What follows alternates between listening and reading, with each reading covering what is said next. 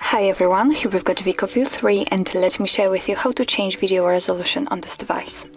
So first of all, let's enter the camera app, and right now we are in the standard photo mode, so we have to switch to the video one. Let's tap on this camera icon, and as you can see right now we are on the video mode. What's more, if you can see this red circle inside the shutter button, then for sure you're in the video mode. So in order to change the resolution, we have to take a look at this option bar. We've got three options, and right in the middle we've got 720p. So this is the option which is responsible for changing the actual resolution. So let's tap on it, and let me actually take the phone to the hands because I would like to show you the differences. So right now we've got a 720p.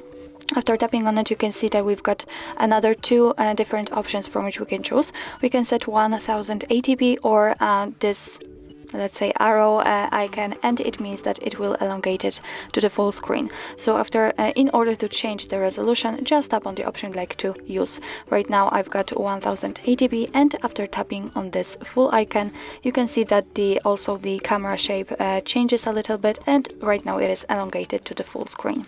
So well, actually that's all. This is how to change the video resolution in your WIKO View 3.